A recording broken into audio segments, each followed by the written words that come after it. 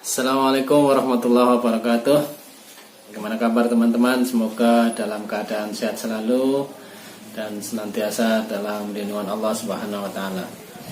Baiklah, pada kesempatan kali ini saya akan berbagi cerita, berbagi pengalaman tentang kode etik jurnalistik ya. Nah, di sini perlu saya jelaskan tentang kode etik jurnalistik sebagai landasan ya, atau landasan operasional bagi wartawan dalam melaksanakan tugasnya, sehingga ketika ini dilaksanakan dengan baik sesuai dengan kode etiknya, maka insya Allah wartawan itu akan berada pada relnya ya, tidak melanggar kode etik jurnalistik itu. Baiklah, sebelum kita lanjut, saya berharap teman-teman bisa like dan subscribe channel ini ya, supaya channel ini lebih bermanfaat lagi bagi banyak orang.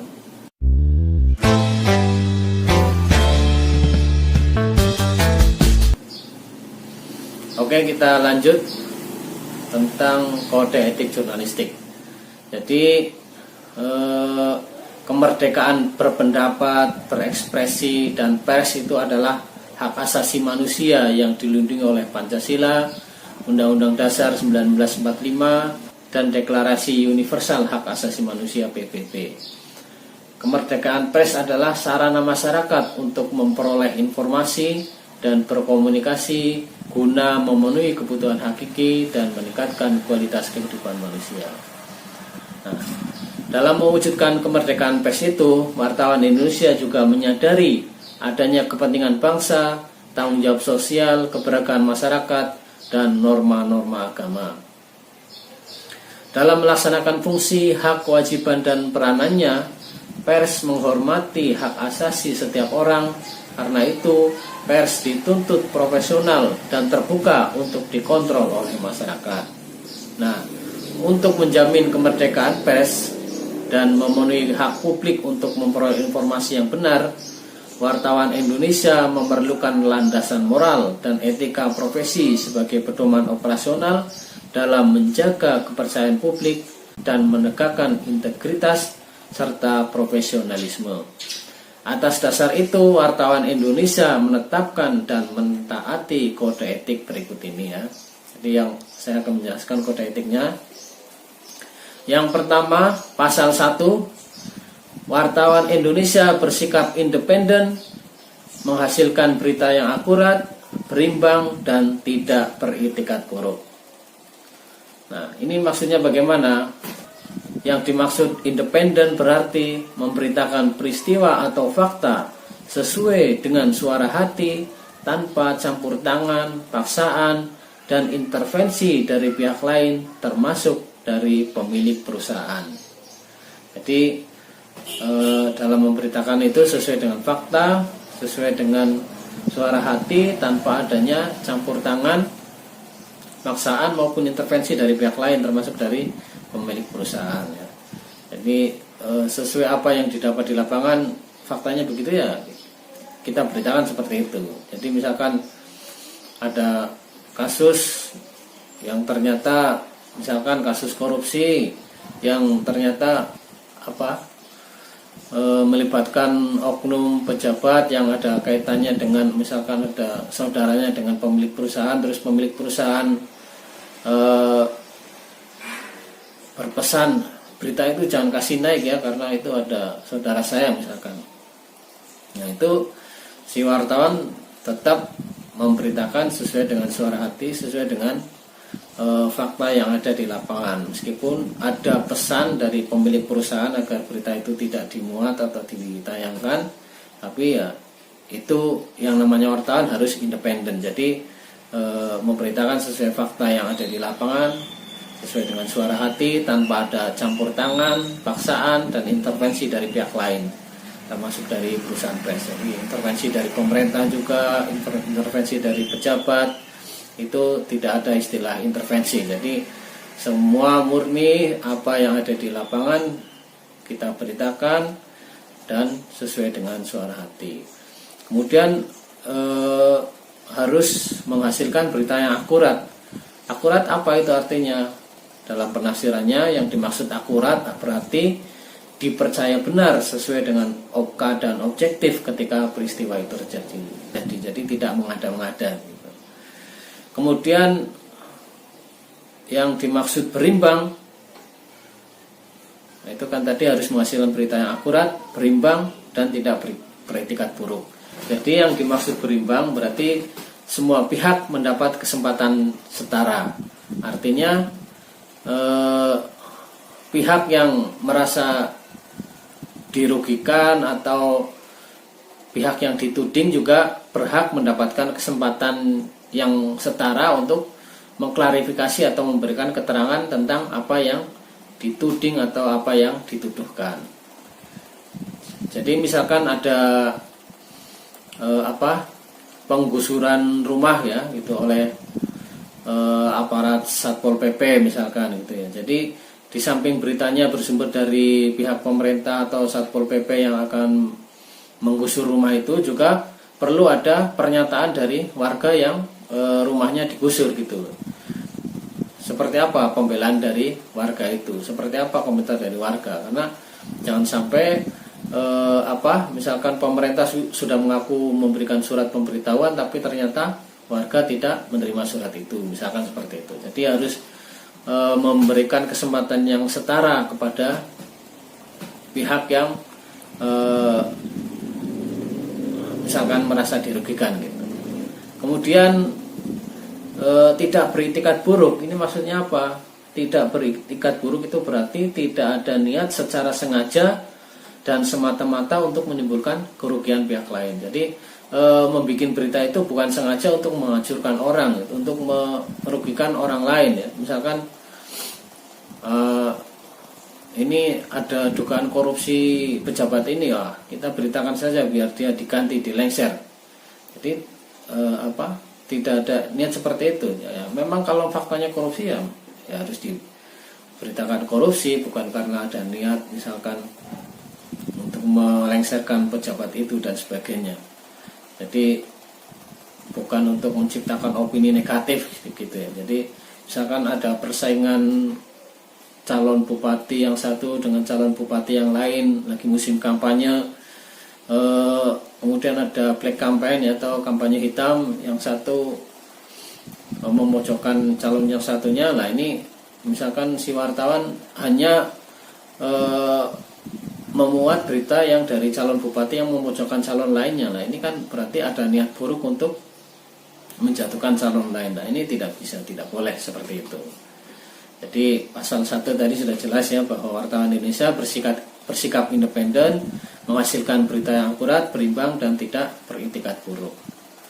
Kemudian pasal yang kedua, wartawan Indonesia menempuh cara-cara profesional dalam melaksanakan tugas jurnalistik. Jadi dalam penafsirannya itu yang dimaksud dengan cara-cara profesional adalah yang pertama dengan menunjukkan identitas kepada narasumber. Nah ini kalau belum kenal ya, memang seharusnya sebagai wartawan yang profesional harus ada etikatnya, menunjukkan etikat kepada narasumber supaya ini menjadi sebuah kepercayaan gitu ya bagi narasumber itu, bahwa itu memang wartawan yang betulan, bukan wartawan abal-abal. Kecuali kalau memang sudah sangat kenal dengan narasumber itu, tanpa menunjukkan identitas diri sudah tidak masalah, karena sudah sangat kenal, sudah kenal baik gitu ya. Selanjutnya harus, yang dimaksud dengan cara-cara profesional yang selanjutnya adalah menghormati hak privasi. Jadi kita harus menghormati hak privasi narasumber. Misalkan narasumber punya anak berapa, punya istri berapa, misalkan dia pokoknya yang terkait pribadi, hobi-hobi pribadi yang dia tidak mau dimuat dalam pemberitaan itu, ya kita harus menghormatinya gitu ya. Kemudian tidak menyuap.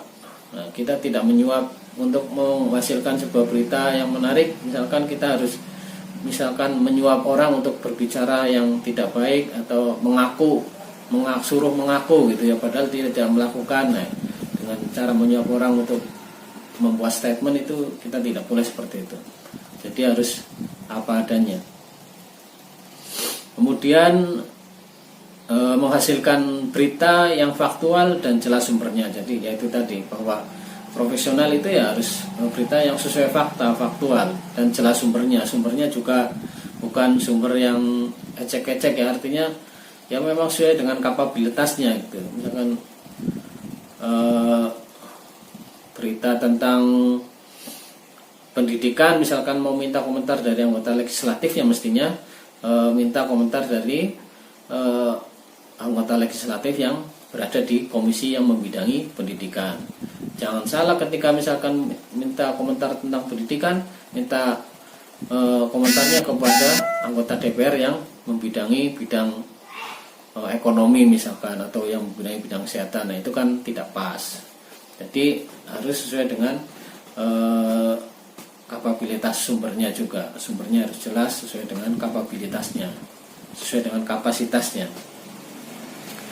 Cara-cara yang selanjutnya yaitu terkait rekayasa pengambilan dan pemuatan atau penyiaran gambar, foto, suara dilengkapi dengan keterangan tentang sumber dan ditampilkan secara berimbang. Jadi ketika membuat sebuah video atau foto atau suara itu ya yang rekayasa, itu harus dilakukan dengan menyebutkan keterangan sumbernya dan ditampilkan secara berimbang. Jadi misalkan ada adegan-adegan rekayasa atau adegan rekonstruksi, ya itu harus bahwa disebutkan bahwa ini adalah adegan rekayasa atau adegan rekonstruksi gitu, foto rekonstruksi gitu, bukan kejadian yang sebenarnya. Kemudian selanjutnya menghormati pengalaman traumatik narasumber dalam penyajian gambar, foto, dan suara. Jadi misalkan kejadian-kejadian, ada kasus pembunuhan, kasus kecelakaan gitu ya, yang ada korbannya gitu ya, kita harus menghormati pengalaman traumatik narasumber. Seandainya dia ya artinya kita tidak menyiarkan, memberitakan atau menyajikan gambar atau foto yang ketika orang itu melihat foto itu bisa trauma gitu. Artinya kita berusaha menghindari hal-hal seperti itu. Misalkan orang yang kecelakaan, foto yang mengerikan pas dia diangkat dari misalkan bawah mobil yang tertindis gitu ya, itu kita jangan mengambil hal-hal yang seperti itu, karena kalau orang melihat itu bisa menjadi trauma gitu ya, teringat kembali kepada kasusnya gitu. Jadi kita harus menghindari hal-hal yang seperti itu. Masih banyak angle atau sisi-sisi lain yang bisa diambil atau yang bisa disajikan dalam pemuatan beritanya. Kemudian cara profesional selanjutnya adalah tidak melakukan plagiat atau mencontek gitu ya, termasuk menyatakan hasil liputan wartawan lain sebagai karya sendiri. Termasuk ketika ada wartawan lain yang meliput, kita klaim sebagai karya kita, itu tidak boleh ya. Itu bukan wartawan yang profesional, yang mencontek karya orang lain hanya copy paste, itu tidak boleh. Kemudian yang selanjutnya penggunaan cara-cara tertentu dapat dipertimbangkan untuk peliputan berita investigasi bagi kepentingan publik.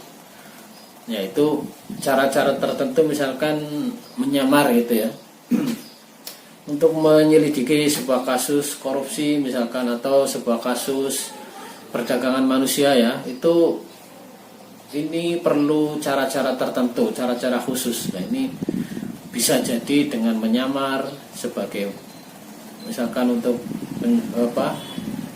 kasus-kasus perdagangan manusia, kan tentunya harus coba menyamar masuk misalkan sebagai pelanggan tamu yang masuk ke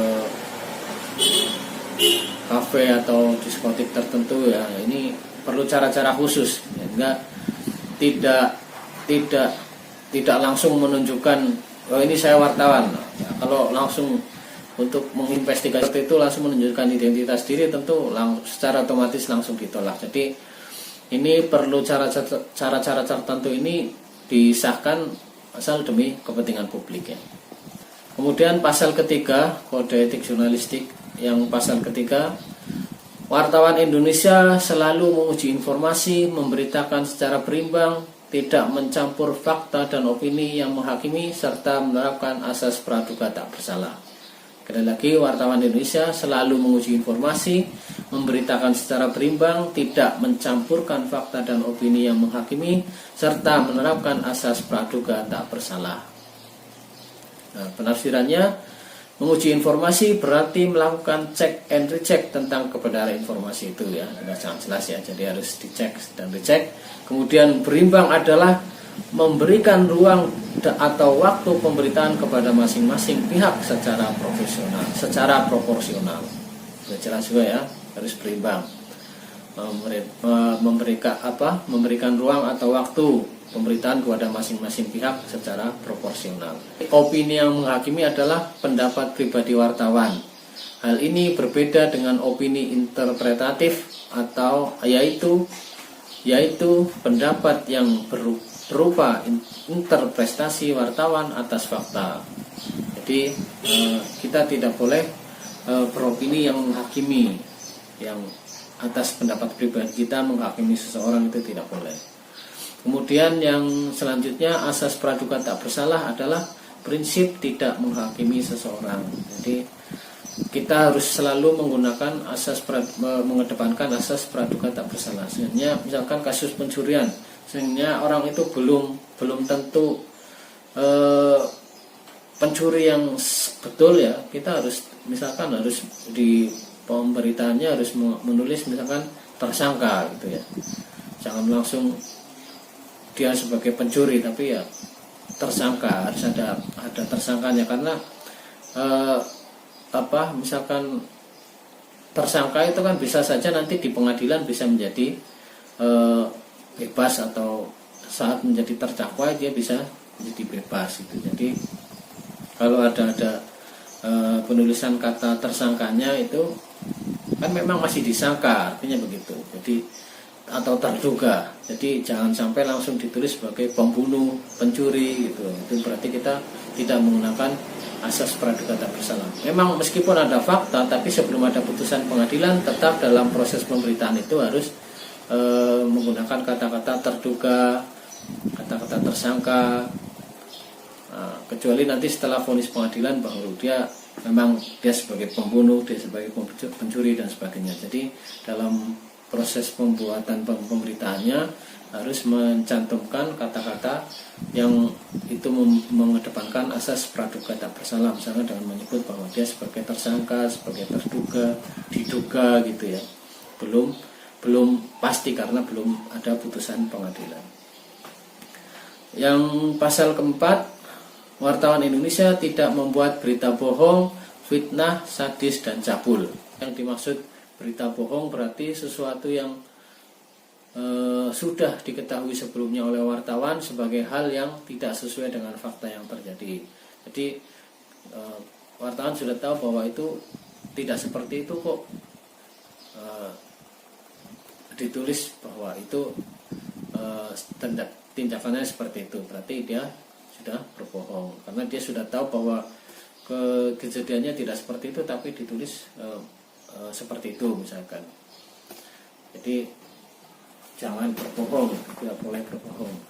Kemudian fitnah berarti tuduhan tanpa dasar yang dilakukan secara sengaja dengan niat buruk. Jelas ya, tanpa dasar kita menuduh orang. Kemudian sadis berarti kejam dan tidak mengenal belas kasihan, itu juga tidak boleh. Cabul berarti penggambaran tingkah laku secara erotis dengan foto, gambar, suara grafis atau tulisan yang semata-mata untuk membangkitkan nafsu birahi, itu juga tidak boleh. Jadi kita tidak boleh, wartawan Indonesia tidak boleh membuat berita bohong, fitnah, sadis, dan cabul gitu ya. Jadi misalkan ada kasus pemerkosaan ya, itu juga tidak boleh digambarkan prosesnya. Itu prosesnya sebelum terjadi pemerkosaan, ini ada dirayu, di ini dan sebagainya hingga akhirnya diperkosa. Jadi tidak boleh digambarkan detail-detailnya gitu, karena itu bisa membangkitkan nafsu birahi pembacanya atau penontonnya. Jadi ya tidak boleh dijelaskan secara mendetail yang bisa membangkitkan nafsu birahi itu. Kemudian dalam penyiaran gambar dan suara dari arsip, wartawan mencantumkan waktu pengambilan gambar dan suara. Jadi itu kalau yang mengambil gambar dan suara dari arsip ya dicantumkan kapan pengambilannya supaya orang menjadi tahu ya. Pasal yang kelima, wartawan Indonesia tidak menyebutkan dan menyiarkan identitas korban kejahatan susila dan tidak menyebutkan identitas anak yang menjadi pelaku kejahatan. Jadi kejahatan asusila itu, kejahatan susila itu seperti apa? Itu misalkan korban pemerkosaan ya. Nah ini kita tidak boleh menyebutkan nama lengkapnya, jadi harus diinisialkan. Kemudian juga kita tidak boleh menyebutkan alamat lengkapnya. Kemudian pokoknya tidak menyebutkan identitasnya ya, alamat lengkapnya. Kemudian yang identitas itu adalah semua data dan informasi yang menyangkut diri seorang yang memudahkan orang lain untuk melacak korbannya gitu. Jadi tidak boleh. Jadi misalkan pelaku adalah tetangga korban, identitas korban tidak disebutkan, tapi identitas pelaku juga disebutkan secara detail. Artinya kalau ketika dalam pemberitaannya disebut bahwa korban merupakan tetangga pelaku, berarti orang akan tahu. Jadi tidak usah disebutkan bahwa korban adalah tetangga pelaku. Kalau misalkan disebutkan alamat pelakunya, kita tidak boleh menyebutkan sesuatu apapun yang bisa menyebabkan orang bisa melacak siapa itu korban. Termasuk bisa menyebutkan sekolahnya. Wah ini melati 19 tahun pelajar SMA mana gitu ya. Ketika disebutkan sekolahnya berarti itu dia sekolah di sana. Jadi orang akan tahu juga. Jadi sesuatu yang bisa orang melacak siapa identitas korbannya kita tidak boleh menyebutkan untuk kejahatan susila. Ya, kasus perselingkuhan, kasus pemerkosaan, pencabulan dan sebagainya. Kemudian yang terkait identitas anak yang menjadi pelaku kejahatan juga kita tidak boleh, karena itu memang sesuai dengan Undang-Undang Perlindungan Anak juga ada seperti itu. Jadi di sini wartawan tidak boleh menyebutkan pelaku kejahatan yang masih anak-anak gitu ya. Yang dimaksud anak ini adalah seorang yang berusia kurang dari 16 tahun atau belum menikah. Jadi kalau sudah di atas 16 tahun dan sudah menikah, meskipun dia usianya 14 tahun tapi sudah menikah, berarti dia bukan lagi anak-anak. Jadi ketika ada pelaku kejahatan yang masih anak-anak, kita tidak boleh menyebutkan identitasnya secara jelas yang mengarah ke identitas anak itu. Kemudian pasal ke-6, wartawan Indonesia tidak menyalahgunakan profesi dan tidak menerima suap. Jelas ya, jadi wartawan Indonesia tidak menyalahgunakan profesi dan tidak menerima suap. Penjelasannya, penafsirannya, menyalahgunakan profesi adalah segala tindakan yang mengambil keuntungan pribadi atas informasi yang diperoleh saat bertugas sebelum informasi tersebut menjadi pengetahuan umum. Jadi istilahnya kalau di lapangan itu ada istilah 86 gitu ya. Misalkan ada informasi dugaan kasus korupsi. Nah, ketika kita mau konfirmasi ke pihak tersangka meminta beritanya dipending saja, tidak usah diberitakan. Padahal ini kan sudah menjadi tersangka. Nah, ini maksudnya konfirmasi ke tersangka itu supaya ada pernyataan yang berimbang. Jadi jangan sampai kita merugikan tersangka juga. Artinya siapa tahu ada pembelaan diri dari tersangka bahwa kasusnya seperti ini dan sebagainya. Jadi ketika misalkan kita sudah menerima data yang pas untuk diberitakan, tapi ternyata ada pesan dari tersangka, beritanya tidak usah dimuat, nanti saya kasih ini, saya kasih itu gitu ya. Nah, itu berarti dia menyalahgunakan menyalahgunakan profesi dengan mengambil keuntungan pribadi atas informasi yang diperoleh saat bertugas, seperti itu. Jadi kan kalau wartawan itu melakukan menyalahgunakan profesi, dia ya kan ini belum diberitakan, orang belum tahu, redakturnya di kantor juga belum tahu apakah dia dapat beritanya atau tidak. Nah, ketika terjadi seperti itu ya berarti dia melanggar kode etik jurnalistik. Jadi wartawan tidak boleh melakukan hal-hal seperti itu ya. Jadi ketika berusaha konfirmasi terkait kasus yang korupsi, kasus-kasus besar ya, itu ketika dia tidak mau dikonfirmasi, tidak mau memberikan keterangan, ya sudah, kita sebagai melakukan check and recheck, berita harus cover both side, harus harus menyajikan dua sisi yang berimbang. Nah, itu kewajiban kita sebagai wartawan kan seperti itu. Ketika ada tersangka yang tidak mau komentar, ya sudah, kita tulis ketika tersangka dikonfirmasi tentang kasus ini dia tidak mau berkomentar. Seperti itu, harus ditulis seperti itu sebagai bukti bahwa kita sudah melakukan check and recheck, harus supaya melakukan upaya yang berimbang. Nah, ketika ada bergaining bahwa jangan dimuat, nanti saya kasih ini, saya kasih itulah. Ketika seperti itu, maka dan wartawan mau agar beritanya tidak dimuat, maka ya itu berarti pelanggaran kode etik, gitu ya, menyalahgunakan profesi. Suap adalah segala pemberian dalam bentuk uang, benda atau fasilitas dari pihak lain yang mempengaruhi independensi. Jadi tadi ya, ketika ada diberi uang atau diberi benda atau fasilitas dari pihak lain dalam bentuk apapun yang kemudian mempengaruhi independensi, mempengaruhi netralitas kita dalam membuat berita, maka itu adalah sebuah pelanggaran kode etik, suap gitu ya. Jadi wartawan Indonesia tidak menyalahgunakan profesi dan tidak menerima suap. Kemudian pasal ke-7, wartawan Indonesia memiliki hak tolak untuk melindungi narasumber yang tidak bersedia diketahui identitas maupun keberadaannya, menghargai ketentuan embargo, informasi latar belakang, dan off the record sesuai kesepakatan. Jadi yang dimaksud hak tolak adalah hak untuk tidak mengungkap identitas dan keberadaan narasumber demi keamanan narasumber dan keluarganya.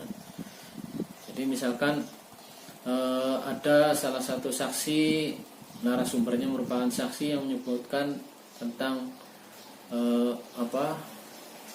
dugaan korupsinya tersangka ya. Saksi meminta agar identitasnya tidak dikorankan atau tidak diberitakan. Nah, kita harus menghormati itu. Kemudian embargo adalah penundaan pemuatan atau penyiaran berita sesuai dengan permintaan narasumber. Jadi embargo adalah penundaan pemuatan atau penyiaran berita sesuai dengan permintaan narasumber. Jadi kita juga harus menghormati itu. Kemudian informasi latar belakang adalah segala informasi atau data dari narasumber yang disiarkan atau diberitakan tanpa menyebutkan narasumbernya. Kita juga harus menghormati itu, menghormati informasi latar belakang dengan tidak menyebutkan tanpa menyebutkan narasumbernya. Kemudian off the record adalah segala informasi atau data dari narasumber yang tidak boleh disiarkan atau diberitakan. Misalkan pas wawancara tiba-tiba narasumber menyebutkan ini ada informasi penting bahwa pejabat itu dalam waktu dekat akan ditangkap, tapi ini masih off the record dulu ya. Nah, itu kita harus menghormati itu, jangan diberitakan gitu ya. Jangan disiarkan dulu, karena misalkan pejabat itu juga mungkin masih melakukan penyelidikan lebih lanjut supaya bukti-buktinya semakin kuat. Jadi kalau masih off the record, untuk dirahasiakan dulu ya, untuk ditahan dulu beritanya, masih off the record ya. Jadi tidak boleh disiarkan atau diberitakan seperti itu. Kemudian pasal 8, wartawan Indonesia tidak menulis atau menyiarkan berdasarkan prasangka atau diskriminasi terhadap seseorang atas dasar perbedaan suku, ras, warna kulit, agama, jenis kelamin, dan bahasa, serta tidak merendahkan martabat orang lemah, miskin, sakit, cacat jiwa, atau cacat jasmani. Jadi wartawan Indonesia tidak boleh menulis atau menyiarkan berdasarkan prasangka atau diskriminasi terhadap seseorang atas dasar perbedaan suku, ras, warna kulit, agama, jenis kelamin, dan bahasa, serta tidak merendahkan martabat orang lemah, miskin, sakit, cacat jiwa, atau cacat jasmani. Jadi yang dimaksud prasangka adalah anggapan yang kurang baik mengenai sesuatu sebelum mengetahui secara jelas. Kemudian yang dimaksud diskriminasi adalah perbedaan perlakuan. Jadi kita tidak boleh berprasangka dan tidak boleh diskriminasi. Kemudian pasal 9, wartawan Indonesia menghormati hak narasumber tentang kehidupan pribadinya kecuali untuk kepentingan publik. Jadi wartawan Indonesia menghormati hak narasumber tentang kehidupan pribadinya kecuali untuk kepentingan publik. Nah, yang dimaksud dengan menghormati hak narasumber adalah sikap menahan diri dan berhati-hati. Kemudian kehidupan pribadi, yang dimaksud kehidupan pribadi adalah segala segi kehidupan seseorang dan keluarganya selain yang terkait dengan kepentingan publik. Jadi itu ya, kita harus menghormati kehidupan, menghormati hak narasumber tentang kehidupan pribadinya dan tentang kehidupan pribadinya ya. Jadi kecuali yang untuk kepentingan publik. Selanjutnya adalah pasal 10, wartawan Indonesia segera mencabut, meralat, dan memperbaiki berita yang keliru dan tidak akurat disertai dengan permintaan maaf kepada pembaca, pendengar, atau pemirsa. Penafsirannya, jadi segera berarti, yang dimaksud dengan segera berarti tindakan dalam waktu secepat mungkin, baik karena ada maupun tidak ada teguran dari pihak luar. Jadi ketika ada yang salah, ada yang kurang pas, berarti langsung saja melakukan mencabut atau meralat dan segera memperbaiki keliruan itu ya. Jadi meskipun ada ataupun tidak ada teguran atau yang komplain dari pihak luar, ketika kita tahu bahwa setelah dipublikasi tahu bahwa ada kesalahan, maka kita diwajibkan sebagai jurnalis wajib segera melakukan mencabut, meralat, atau memperbaiki berita yang keliru dan tidak akurat tadi, dan disertai dengan permintaan maaf. Kemudian yang dimaksud permintaan maaf adalah disampaikan apabila permintaan maaf disampaikan apabila kesalahan terkait dengan substansi pokok, misalkan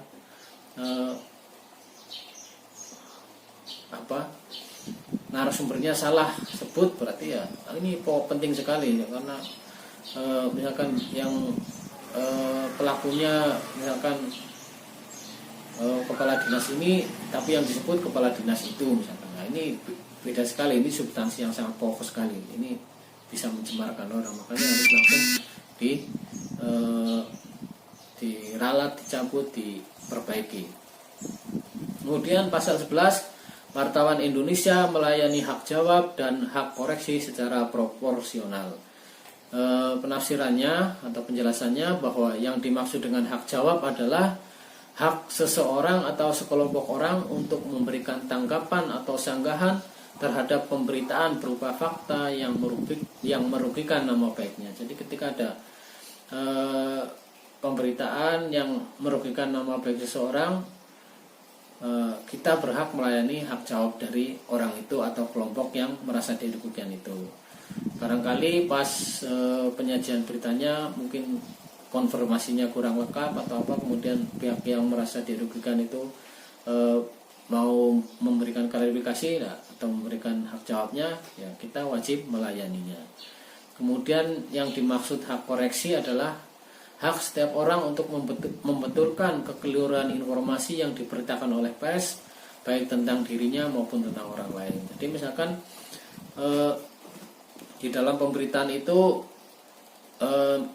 wartawan menulis pejabat ini jabatannya sebagai ini, ternyata pejabatnya itu belum baca kalau ternyata jabatannya salah atau gelarnya salah. Ternyata ada orang lain yang mengetahui bahwa, atau ada pembaca yang sudah tahu bahwa oh orang ini bukan pejabat itu, tapi pejabat yang ini yang benar. Nah, itu ketika ada seperti itu, jurnalis atau pers juga wajib melaksanakan hak koreksi gitu ya.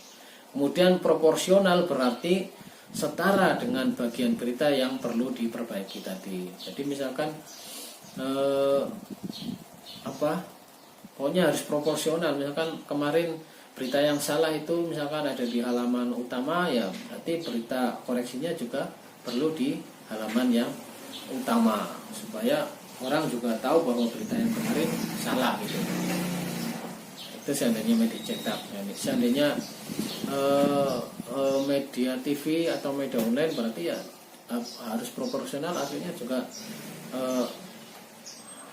waktunya atau durasi waktunya harus berimbang lah, atau setara gitu ya, harus proporsional tadi. Jadi itu ya 11 kode etik jurnalistik. Kemudian bagian akhirnya bahwa penilaian akhir atas pelanggaran kode etik jurnalistik dilakukan oleh Dewan Pers. Kemudian sanksi atas pelanggaran kode etik jurnalistik dilakukan oleh organisasi wartawan dan atau perusahaan pers. Jadi ketika ada pelanggaran kode etik jurnalistik, sanksi itu bisa dilakukan oleh organisasi wartawan seperti PWI, AJI, IJTI dan seterusnya, dan atau oleh perusahaan pers yang bersangkutan. Jadi mana wartawan bekerja di perusahaan itu, maka ketika terjadi pelanggaran, maka perusahaan persnya itu bisa melakukan sanksi kepada wartawan itu, mulai dari sanksi teguran tertulis, teguran lisan, teguran tertulis sampai pemecatan gitu ya, atau ya sampai pemecatan seperti itu. Jadi seperti itu. Ini kode etik jurnalistik ini dibuat di Jakarta Selasa 14 Maret 2006. Demikian ya teman-teman tentang kode etik jurnalistik yang dapat saya jelaskan. Semoga bermanfaat. Dan sekali lagi, apabila teman-teman merasa channel ini bermanfaat, silahkan like, komen, dan subscribe ya, supaya channel ini lebih bermanfaat lagi bagi banyak orang. Demikian dari saya, kurang dan lebihnya mohon maaf. Akhirul kalam, ihdinas siratal mustaqim. Wassalamualaikum warahmatullahi wabarakatuh.